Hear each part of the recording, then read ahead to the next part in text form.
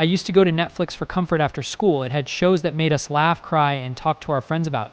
It's in those little things that Netflix connected us over our favorite shows and how we enjoy entertainment. If you've been watching lately, things have changed. People are leaving, prices are going up, and it feels like the magic is fading. Today, we're going to explore what went wrong with Netflix, and let me tell you, it's not just one thing. It's a mess of bad decisions, out of touch leadership, and competitors waiting in the wings. Let's dig into what's really going on here. And before that, do not forget to subscribe to our channel. Chapter 1, The Growth and the Laziness. Once a company that mailed DVDs, Netflix became the very giant of streaming. It was all gamers who threw money at original shows and constructed an entire culture based on binge watching dozens at once. For a little while, it looked like they just couldn't be beat. There's one truth though, to success it breeds laziness, and laziness breeds not trying anymore. Reed Hastings and Ted Sarandos are smart men. They are just too cocky right now for their own good. They believed they were tougher than this and people would always come back. That the competition? Forever ahead of me, they thought. However, they never thought how swiftly things can change. The new entrants of the market like Disney Plus, HBO Max, and Amazon Prime give good content back to the viewers and mostly for cheaper money. But what did Netflix do? They remained the same. This was their costly mistake. They never understood that viewers wanted choice and hated how good it was, how their competition could forge new ideas and serve the smaller audience. Chapter 2, Crap Business Decisions and Gamble Bets. And the way Netflix funded its content was basically the spent more of it, and kept spending. This entailed billions and billions flung into creation of original shows and movies. Some took off, but most did not. There was a Stranger Things or The Crown for every program that came up empty and disappeared from public view as quickly as it did in. Industry experts like Michael Pachter, for example, willingly discuss Netflix squandering too much money. If a person continues to spend money on content which is producing no money, then that person will definitely be in trouble sooner or later. For example, large contracts with such stars as the creators of the series Shonda Rhimes and Ryan Murphy. They are talented artists, but not all of their works can satisfy the fans' love. The return on investment was not satisfactory. Meanwhile, Disney used a lot of collections that are enormous for engaging with low investments. A precarious strategy in a spate of big names thrown at the product without clear planning for sustenance of content put Netflix in a precarious financial position. Netflix just kept getting bigger and throwing more money at international content outside of the United States. Some of the bigger hits came in through Money Heist and Squid Game, but they spread resources too thin over too many projects, and many of those did not work in international markets. Trying to please everybody usually led to uneven quality, and people started to pick up on that. Chapter 3, Pricing Related Issues and Customer Anger. Now let's talk about price. Do you recall when Netflix was cheap? The monthly charge was so low that most people found it pretty easy to pay for. Of course, those days are over. To counter their huge expenditure, Netflix began increasing subscription charges time after time. Every time they raised the fees, the subscribers kept track of it, and many felt that it was too much to pay. Why pay extra for a service which steals your favorite shows and replaces them with items which may not be worthwhile? Many longtime subscribers expressed their anger on social media because they felt betrayed. There were tweets and Reddit posts and YouTube videos all making pointed critiques of the pricing decisions of Netflix. The data agrees when prices went up, subscribers went down, and so did cancellations.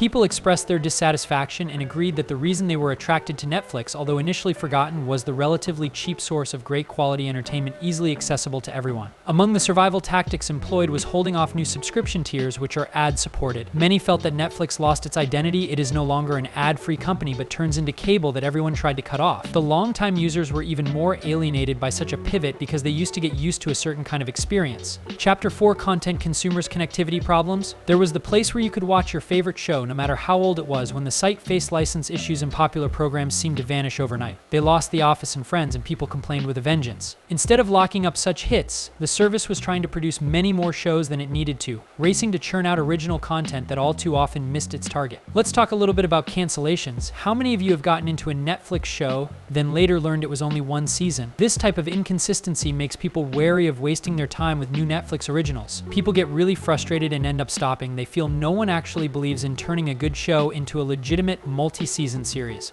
Many subscribers lightly called Netflix a cancel culture company. They were not willing to join new shows because they might get canceled abruptly. Doubts on the new content hurt the trust between Netflix and its viewers. This kept many choosing other platforms that promised to have stability and superior plans for their shows. Chapter 5, More Competition and Market Developments. While Netflix was making questionable moves, others were stepping up their game. For example, Disney Plus debuted with a fantastic catalog of classics, including Marvel and Star Wars. HBO Max has its share of big movies and very popular shows like Succession.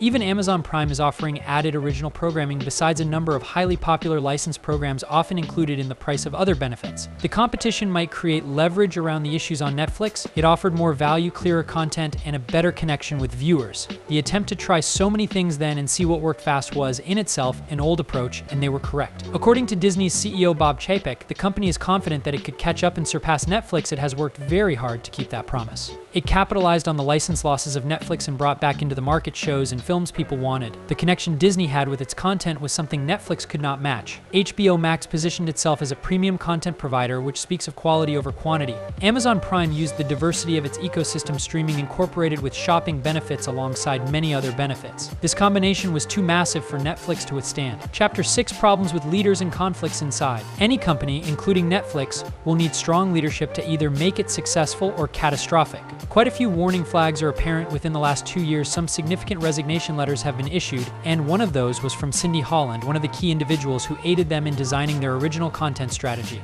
She reportedly left over a spat with Ted Sarandos. Work culture at Netflix is described as intense, with lots of pressure to keep producing the next hit show. It even extends to former employees, and introspection notes that the organization itself has struggled with their very identity. With the rising tide of competition matches came the internal stress that accompanied it, becoming decisions not always positive for the marketplace or its users. Concentration on the creation of content, followed by many views, created a work environment that was tough and messy. They were considered in many ways to be fabulous executives, Ted Sarandos and Reed Hastings, but unwilling to transform into the market. There was no direction, and priorities were often made internally, which are issues in managing long-term initiatives, employees who work within the company said. On a content level, instability was there, and it also hurt the quality and consistency that subscribers were looking for. Chapter 7: Public backlash and cultural missteps. Of course, such activity also threw Netflix into a legal mess with some of the content they were presenting. Shows such as Cuties brought much public outrage, with some saying that Netflix had no idea who watched their service. Even the hashtag #CancelNetflix started trending on Twitter, and thousands of subscribers actually canceled their accounts. Cultural blunders did not end there. Some people have often complained against the manner in which Netflix handled some sensitive matters, making viewers feel left out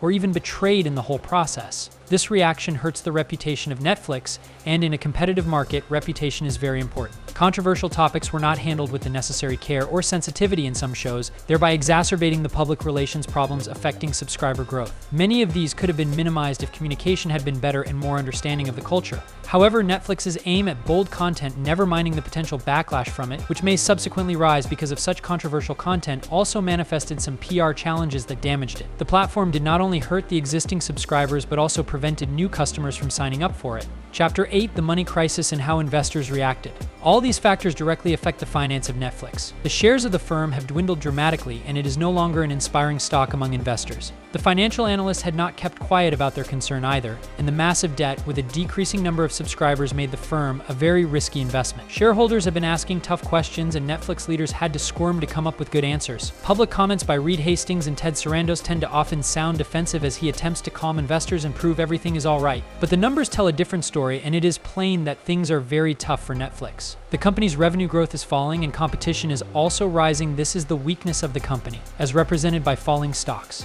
Investors are also concerned as Netflix failed to grow its number of subscribers, especially outside the United States. Competition in these markets was higher than anticipated, and it wasn't delivering as well as investors wanted. It also saw increasing costs of producing various shows that started bringing in lower profits. High debt, according to many observers, is the major problem with the business model of Netflix, leaving questions on how sustainable such a system is in the long run.